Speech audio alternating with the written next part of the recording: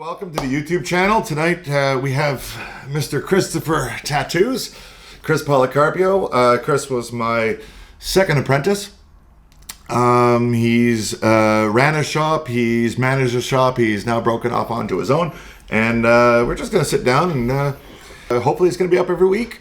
Hopefully we're going to have content, keep you guys coming back and forth. So don't forget, just nail your finger onto that subscribe button. Come back every week and we'll see what we can do, and hopefully we'll make you laugh. We're just two real guys just trying to do it, and just remember, I'm mom's favorite. Okay, me, not you.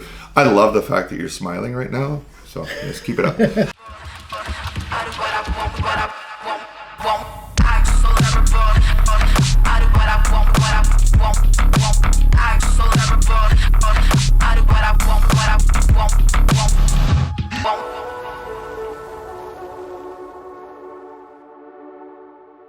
So Chris, what brought you into the tattoo industry? Like, what got you going? Like, what was your motivation to actually start something like this? So the first, the short version of this, because I could talk for hours about my career, but 15 years into graphic design, I kind of hit a wall. The way that I always put it is I got sick of office life, and I've always... Rightfully so. Yes. I mean, I'm sure many people feel the same way in their current position. But 15 years in, I've always had an interest in tattooing. I always say that if I started when I wanted to start, I'd probably be about 10 or 12 years deep by now. But, it's always hard to get an apprenticeship, and do this properly, and I wanted to do it properly. And the story is, I came into a shop, I wanted to get a half sleeve done, and that's actually this tattoo right here, which I drew up myself, and I showed it to the artist, who happens to be Mr. Kevin Ward. And and this guy saw my drawing and said, "You did this?" I was like, "Yeah." And he was like, "Shit, man, you should be tattooing." Well, you are the one that did the drawing. I mean, Yeah. you're the one that brought the drawing to me. It was already, it was well done, well placed. I already had a good number of years under myself before I got to that point, and I'd already made so many mistakes because I didn't have an apprenticeship. So when you came in, you showed me this. It's like, wow, man, you're going to be better than me in by this afternoon. Well, I really got excited at that point. That really was the kind of the spark that started it all. I sat on that, I remember in that session we were talking about it, and I was feeding the idea more and more, and I guess you were also kind of testing me out a little bit to see just how serious I was about this. And it took me a good solid 2 years to actually jump into it and finally make the decision. 2 years after I got this tattoo, I called you up and I said, "Listen, this is what's happening." I remember the conversation too. It's kind of weird because I wasn't ready for it. Well, I remember you said "Okay, here's what we're gonna do. We're gonna meet up. We're just gonna have a little chat. I'm not promising you anything. We're gonna talk, and we'll go from there." And we met up. It was near your house. Yeah. I think it was at a Starbucks. It was at a coffee shop or someplace. Yeah, it was at the coffee shop, but it wasn't a Starbucks. It was wasn't it Second Cup? Probably over by my place. It was a coffee shop. We just had a really good, quick discussion. I was highly motivated, really still wanting to get into tattoos, and I just saw this as a path for me to continue to be creative in something that I have high interest in. And it just all started from there. And not long after I started my apprenticeship. It was a great way to get your art out onto people. I mean, working in the graphic industry, because I've done it myself, it's somewhat stagnant because you have so many Photoshop rules that you have to follow. It's not a whole lot of your own drawing. You can't really be as creative as maybe that you'd want to. Yeah. So when you do get into a different field where you're allowed to be more creative, the motivation factor just doubles. It's also just difficult to promote yourself, I find, in graphic design, because there's so many graphic designers that have their own way of doing things, and sadly a lot of a lot of people I find don't respect graphic design because, you know, they see something, they see the end result, they figure you can do it in 5 minutes. They don't see the worth in that. They don't. They don't see the value in that. Because I know Photoshop inside and out. Yeah. And like, but do I think And I remember, you know, Photoshop inside and out. Yeah. You know it so much that it was taking you almost like 3 hours to fix something on a picture getting ready for a tattoo. I remember you and all I said was, chops. all you have to do is erase that and not tattoo it.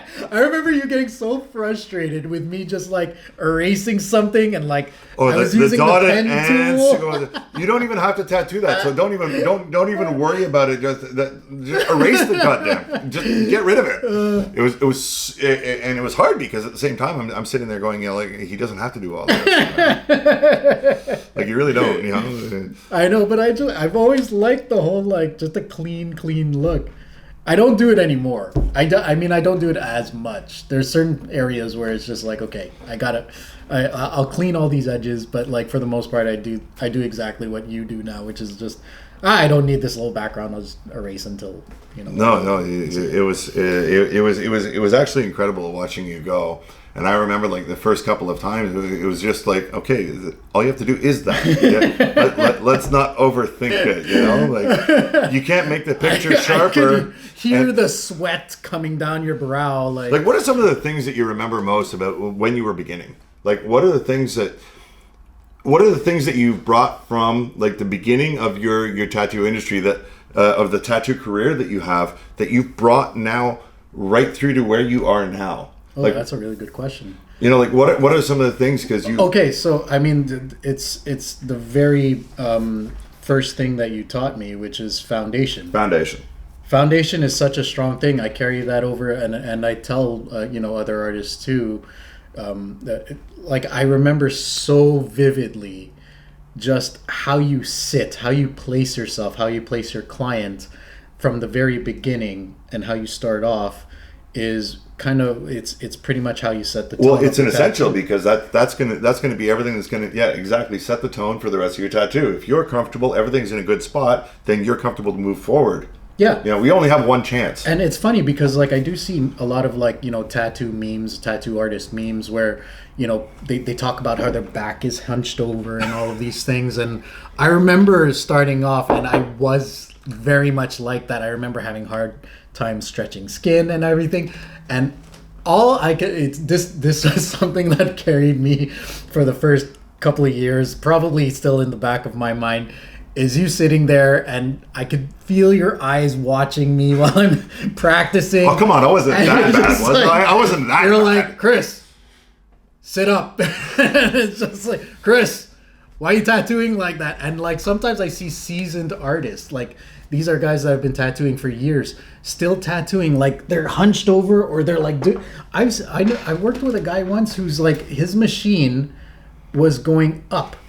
Like he was tattooing like this. I'm like, where the ink is going back into your machine? Like, you have maybe a 3 to 5 second amount of ink that's going to flow in nicely at that point. Yeah. And after that, there's nothing else. There's no point in even keeping it going. starts pulling. It doesn't. Yeah. Gravity, physics itself dictates that it will flow down. But it's, I mean, like I remember, the thing is though, because that was such a thing that was on my mind, it didn't take me long before I got to a point where, hey, this feels really comfortable. And like you could see the confidence too, and I could feel it from my clients that they knew that I knew what I was doing if I took their hand and I moved it over. Or like I've worked with artists who will watch me and they'll say like, yeah, like, and this is a thing that you know, I take a lot of pride in, that when veterans can watch me and be like, hey man, you do good work. I mean, like I like getting the confidence from my peers.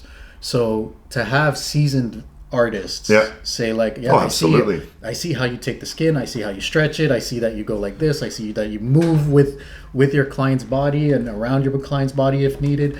And I think that is just such it just makes everything so much easier, that your work just, you won't have the back problems. One of the things that I've always found when I'm tattooing, if I have a person that maybe a little bit nervous getting the first tattoo. Just the way you actually place yourself on the body part that you're tattooing. Like if I sit there and I'm solid, they're comfortable. But if I just kind of go in like this and kind of butterfly kisses, and I have both my feet on the same side as my stool, and I'm not comfortable, and they don't feel like you're confident. No. So they automatically get a little bit on the nervous side. There's a better chance of them moving. If you're just holding them solid, it's kind of like saying, I got you. Yeah.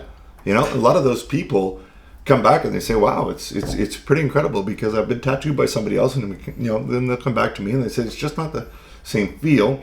And then when they go see somebody that's a good reputable artist, they say, wow, everybody does the same thing. You feel comfortable with them. Absolutely. And the pain doesn't change. No, not at all. But the feeling with the artist, that really changes, you know? Yeah. Do you remember some of your first tattoos? I remember all of them. Can we talk about a couple? Because I'll get into some of mine too. I mean, yeah, like I guess we can't talk about humble beginnings without actually going over the actual tattoos. Well, we all made a lot of mistakes. I mean, I don't know anybody that started in the tattoo industry. Yeah. And right away started off running. It's like going to the gym. You don't start off in the gym all muscular and in shape. I say it all the time. The tattoo, like, I like to think that I pick up on things rather easily and rather fast. Tattooing was one of those things where I was scratching my head at the end of the day. Like, after I'd spend a day with you, I remember, and I say this all the time, I remember being so nervous for certain tattoos and not being able to actually like even just like I mentioned before, the stretching of the skin was one of those things that was bothering me because I feel like go home and your hand is all numb at night because your stretching hand is like. I remember going to the gym, and then I'd be heading over to the shop, and I'm steering the wheel with my two fingers that I'm like that I'm holding the skin down, and I'm really trying to like get this strong. Yeah. Because I knew I had a session that day that I was like, okay, this is where it is on the body. There's a lot of fat here, or there's like a lot of skin here, so I gotta do this. Or the skin's just a whole lot stretchier, you know, like lower backs. That's what yeah. That's when I really what I really remember from the first year even was just, it was constantly on my mind. Just how am I going to attack these tattoos? What can I do to improve? What am I missing? What is it? And like, obviously when you're working with somebody who has a few years experience ahead of you, you're looking at them and you're just thinking, wow, everything is so smooth. Just so smooth. Like, what is it that I'm lacking? Yep. For me to get to that level? And it's true.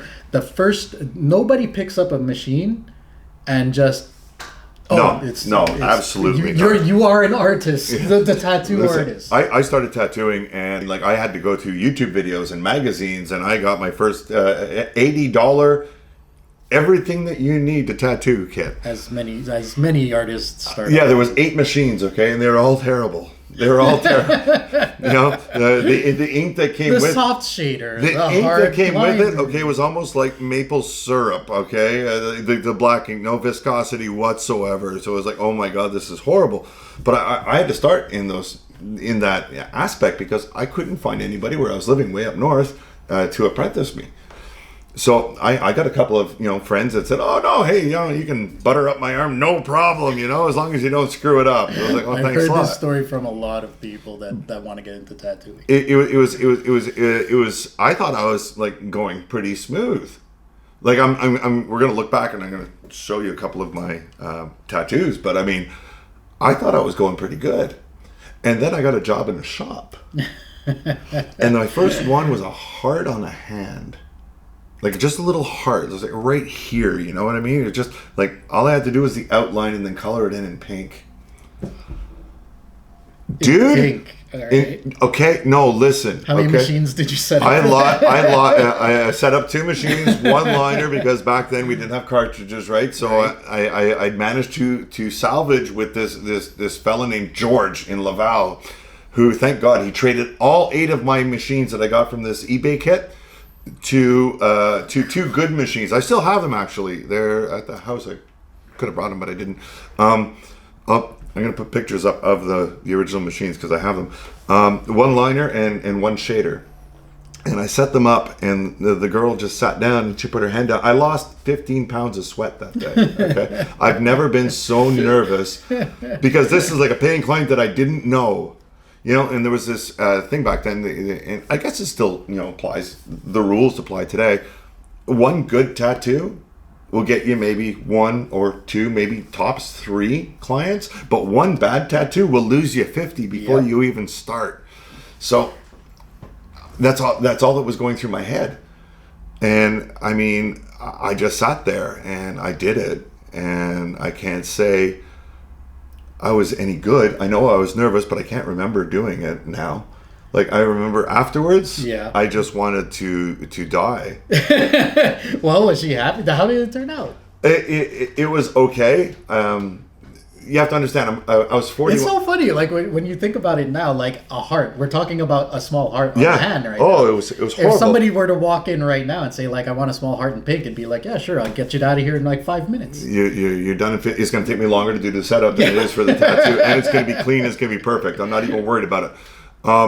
But back then, I needed a break. Like, I actually said to the girl in the front who was doing all the booking, like, don't book anything for another hour, okay? I'm still coming down. She looked at me, are you okay? I said, no, I'm really nervous. That one scared the hell out of me. Not because of anything else, but it was great. It was a good life lesson, because after that, I said, I can only do my best. Yeah. But I have to make sure that I'm doing my best all the time. This is the difference between actually having a mentor there to guide you through this process.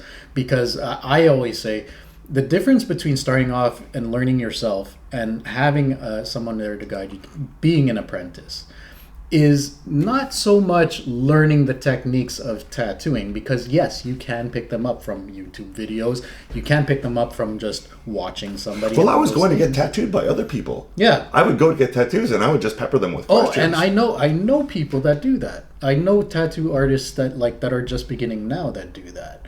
But the difference is that I always say it, psychologically, mentally, emotionally, there's nobody there that will, see you through that. No, because I remember when I was first started teaching, and this happened with a couple of people.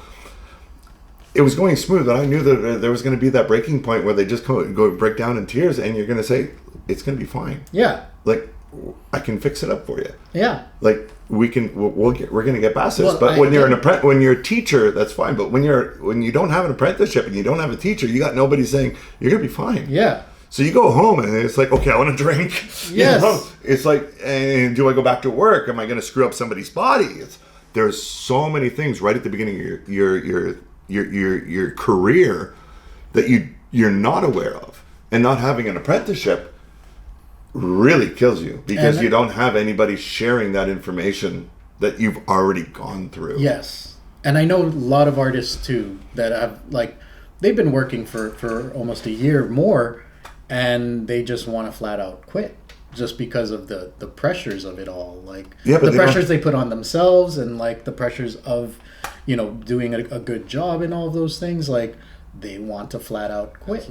Over prepare yourself and you're going to be fine once you get there. Yeah. Under prepare yourself, you're going to screw up possibly when you get there. And then what are you going to do? Then what are you going to do? Yeah. Then you especially with a tattoo. In a tattoo, you don't get that. Not you don't really get a second chance.